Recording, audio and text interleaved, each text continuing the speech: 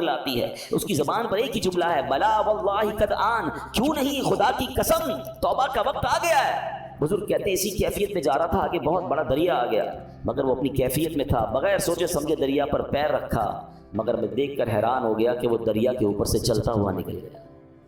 جو تھوڑی دیر پہلے شراب پی رہا ہے، سچی توبہ کرتا ہے، اللہ اس کو کون سا مرتبہ عطا فرما دیتا ہے۔ تو یہ ہے قرآن، یہ ہے قرآن کی تاثیر، یہ ہے قرآن کا امپیکٹ۔ ہمارا پرابلم یہ ہے کہ ہمارے گھروں میں برسوں سے قرآن ہے، شاید ہر سال قرآن خوانی کرتے ہیں، پورا ہر سال رمضان میں تلاوت کرتے ہیں، بٹ ہم انڈرسٹینڈ نہیں کرتے، اس کو سمجھنے کی کوشش نہیں کرتے، اس کا ایکسنس، اس کے عطر لینے کی کوشش نہیں کرتے، ورنہ واللہ جس دن آپ قرآن سمجھ کر پڑھنے لگ گئے، آنکھوں سے آنسو نہیں رکیں گے۔ جن کو کچھ کچھ قرآن سمجھ آتا ہے نا، جب کبھی امام صاحب تلاوت کر رہے ہیں اور کسی ایسی قرآن پاک کی خوبصورت آیت پر پہنچتے ہیں، سورت پر پہنچتے ہیں، جی نہیں چاہتا امام صاحب رکوع میں جائیں، جی چاہتا یہ اور پڑھتے رہیں، اللہ کی باتیں اور بتاتے رہیں۔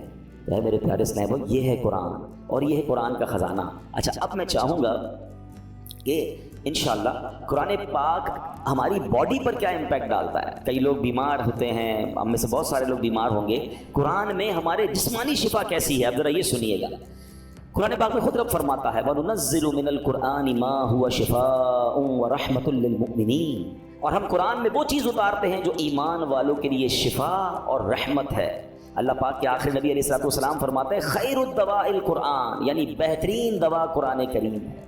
قرآن کی مختلف آیتیں ہیں، مختلف صورتیں ہیں، جس کو پڑھ کر دم کیا جائے اپنے آپ پر یا مریض پر تو اسے کیسے شفا ملتی ہے۔ اور یہ صحابہ کرام کا طریقہ، خود نبی پاک علیہ السلام کا معمول کیا تھا، سنیے پیارے آقا علیہ السلام کا یہ معمول کہ صحابہ کرام اور بڑے بڑے اولیاء کرام تقریباً 1450 صدیوں سے امت کے مجربات یعنی تجربہ شدہ کاموں میں ہے کہ قرآنی آیات پڑھ کر دم کیا جائے تو اللہ پاک شفا عطا فرماتا ہے۔ مسلمانوں کی امی جان بی بی عائشہ صدیقہ رضی اللہ تعالیٰ عنہ فرماتی ہیں کہ نبی پاک علیہ السلام کے اہل خانہ میں سے جب کوئی بیمار ہوتا تو آپ علیہ السلام معوذات یعنی سورہ فلق اور سورہ ناس پڑھ کر اس پر دم کیا کرتے تھے۔ تو میں آپ سب کو مشورہ دیتا ہوں، روز صبح اپنے گھر سے جب نکلیں یا فجر کی نماز پڑھیں، اول آخر درود پاک، سورہ فلق اور سورہ ناس پڑھ کر اپنے ہاتھ پر دم کریں اور پورے جسم پر پھیر لیں۔ اپنے بچوں پر اسکول جانے سے پہلے دم کریں، مدرسے میں جانے سے پہلے دم کریں، یہ گویا ان کا ایک حصار ہے۔ رات کو سوتے وقت یہ عمل کر لیں، یہ خود نبی پاک علیہ السلام کا عمل ہے۔ یہ انشاءاللہ بلاؤں سے، مصیبتوں سے آپ کی حفاظت بھی کرے گا اور یہ بیماریوں کو بھی دور کرے گا۔ ایک مرتبہ ایک صحابی نے بچھو کاٹنے پر سورہ فاتحہ پڑھ کر دم کیا، اللہ پاک نے اس مریض کو شفا عطا فرما دی۔ ایک صحابی کے قبیلے میں ایک پاگل شخص تھا جس کو لوگ زنجیروں سے باندھ کر رکھتے تھے، صحابی رسول نے 3 دن صبح و شام 3 مرتبہ سورہ فاتحہ پڑھ کر دم کیا، اللہ پاک نے اسے پاگل پن سے شفا عطا فرمائی۔ اللہ کے کلام میں کمال ہے، ہم کاش اللہ کے کلام سے محبت کریں اور اس کی برکتیں لوٹیں۔ ایک بار حضرت عمر فاروق رضی اللہ تعالیٰ عنہ کو قیصر روم کے بادشاہ نے خط لکھا، میرے سر میں درد ہے اور دائمی درد ہے، ٹھیک ہی نہیں ہوتا ہے۔ تو حضرت عمر رضی اللہ تعالیٰ نے اس کو ایک ٹوپی بھیج دی۔ اچھا کمال یہ تھا جب وہ ٹوپی پہنتا درد ختم ہو جاتا، جیسے ہی ٹوپی اتارتا درد پھر شروع ہو جاتا۔ اس بادشاہ نے کہا ہے کیا اس ٹوپی میں؟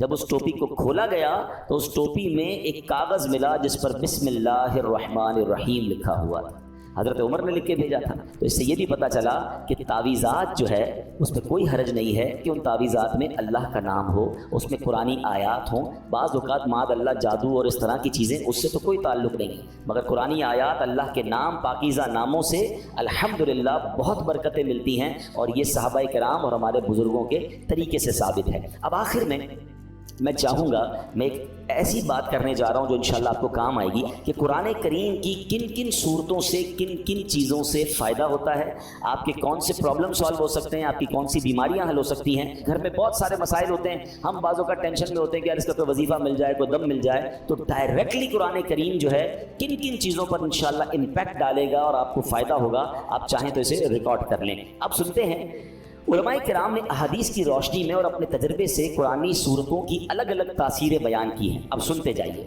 سورہ فاتحہ 100 مرتبہ پڑھ کر جو دعا مانگی جائے وہ دعا قبول ہو جاتی ہے۔ سورہ بقرہ کی تلاوت سے شیطان گھر سے بھاگ جاتا ہے۔ آیت الکرسی پڑھنے سے محتاجی دور ہوتی ہے۔ سورۃ الکہف کو ہمیشہ پڑھنے والا دجال کے فتنوں سے محفوظ رہے گا۔ والدین کی قبر پر ہر جمعہ سورہ یاسین کی تلاوت کرنے سے اس کے حروف کی تعداد کے برابر یعنی پڑھنے والے کے گناہ بخش دیے جاتے ہیں۔ سورہ دخان پڑھنے سے مشکل دور ہوتی ہے۔ जो मरने के करीब हो उस पर सूरह जासिया का दम करने से इंशाअल्लाह ईमान पर मौत नसीब होगी। सूरह हुजरात का पढ़ना और दम करके पीना घर में खैर और बरकत के लिए मुफीद है। सूरह काफ, कई लोग होते हैं जिनकी फसलें होती हैं, बाग होते हैं, तो उसके बारे में फरमाया कि सूरह काफ पढ़ने से बाग में फलों की कसरत होती है। सूरह रहमान 11 बार पढ़ने से तमाम मकासद पूरे होते हैं। सूरह वाक़या जो शख्स रोज़ाना पढ़ेगा उसे कभी फाका ना होगा। सूरतुल मुल्क को हर रात पढ़ने वाला अज़ाब कब्र से